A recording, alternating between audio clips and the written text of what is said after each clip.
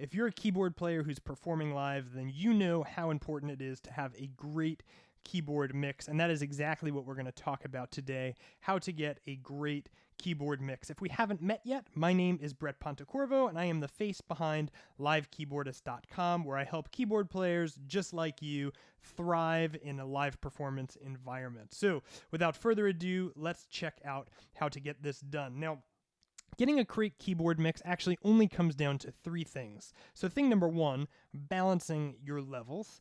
Thing number two, EQing out any resonant or conflicting frequencies. And thing number three, which I think is pivotal if you're playing live, which is using a master bus for each of your categories of sound. So we're going to go ahead and look at my live performance set, and I've undone all of these three things for you so that you can kind of watch me do it in action. So let's have a look. So here we are in Ableton, and this is my live performance set. And if you want to get an idea of how this is set up, I've got a video in the description below that you can check out. But basically what's happening here is I've got a bunch of sounds, and all of my sounds are being sent to some category buses that allow me to alter them. So the first thing is keeping your levels even. So I'm going to just go through here right now, and you'll notice my category buses are set to 0, and I'm just going to play my pianos, and we're going to listen to the level. So this is the slow burn piano, and this is a version of the Giant.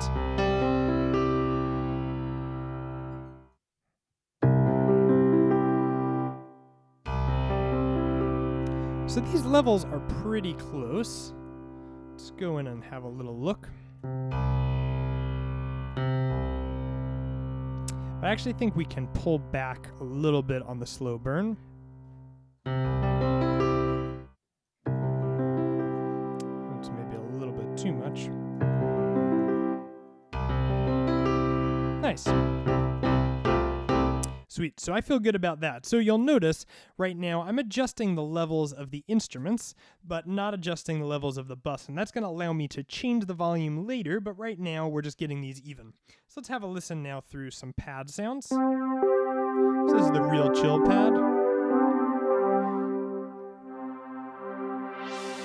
This is the buzzy pad. This is an Ian McIntosh sound.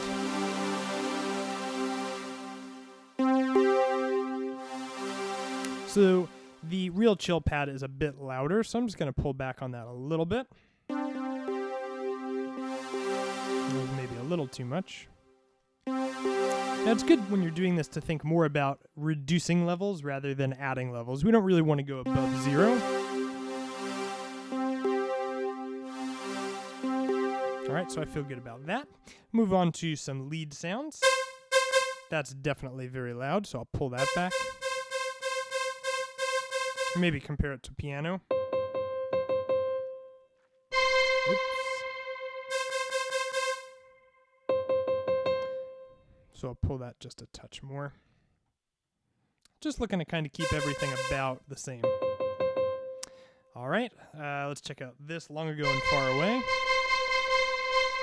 That's also a little bit heavy, a little hot.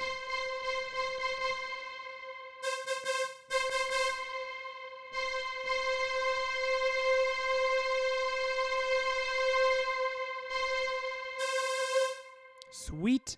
And let's have a listen to this. This is my dirty pluck sound. Also a little bit hot. But that's nice.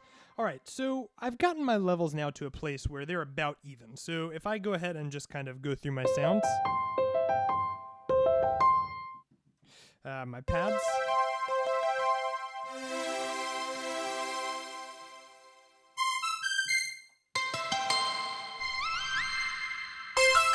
Oop, forgot to do that one. I'll pull that back.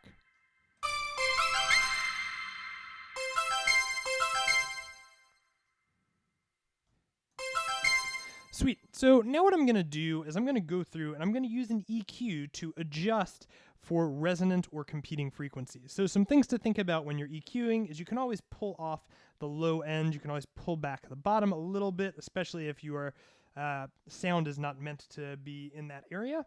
And then you're just looking for things that are disturbances to pull out. If you want a more detailed video on EQ, I'm going to link that also in the description. But let's start with these pad sounds. So my first pad, it's called the Real Chill pad. It looks like I've done a bit of EQing here, but just to demo it, let's go ahead and add a different EQ.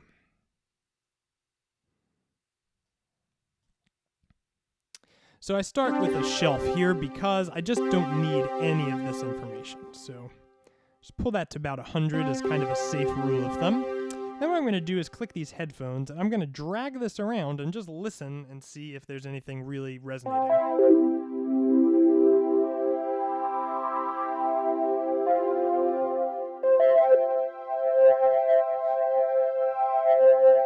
So there's that kind of like woofing sound, right?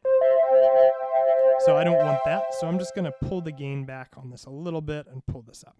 So not anything super crazy. We're just taking it out because that's a sound that we don't need. We don't need that woofing sound. And then I like to add a touch of the top back in. And that's it. That's all I have to do. So let's have a listen. No EQ.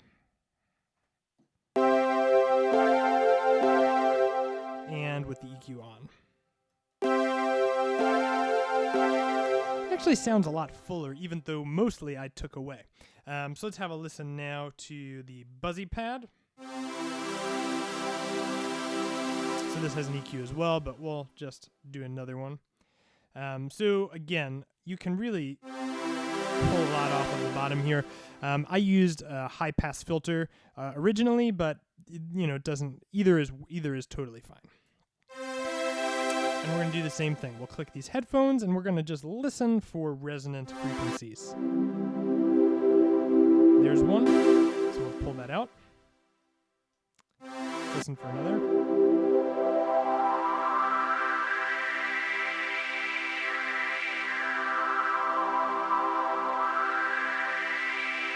Okay, there's a bit of a whistle there. We don't need any whistling. And then a little bit further top.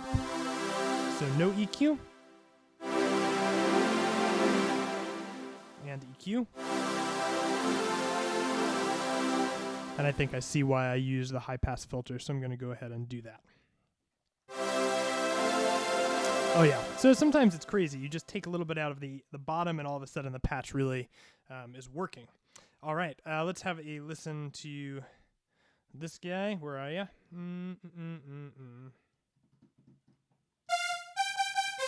Joyful noise.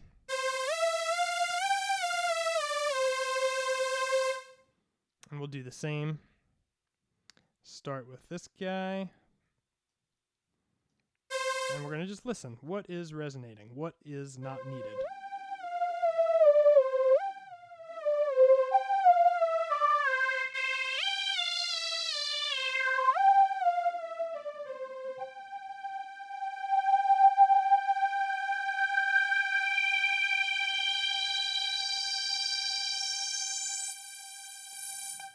You know what?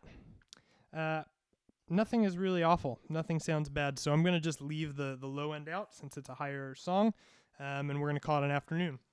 So I think for EQing, you're kind of understanding what's happening. I want to talk now about the buses. So this is sort of like the LiveKeyboardist component, and sound design for keyboard players is a little bit different than for producers because of this part.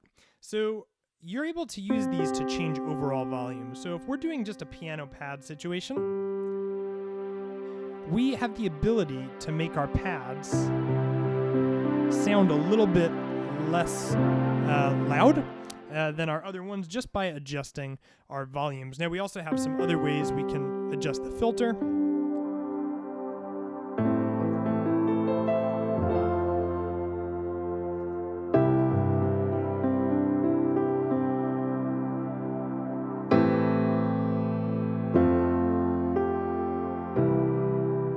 That kind of allows us to really get things to stick out and pop.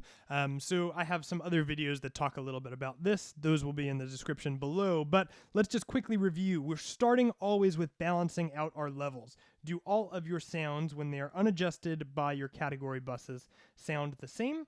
Then we move over to EQing, and then we move over to doing the fine-tuning with our category buses. If you found this video helpful, make sure you click that like and subscribe button. And right now on the screen, you'll notice I've got some videos that I think might be relevant for you based off of you finding this video. So go ahead and click on the thing that is the most relevant for you, and I will see you guys next week.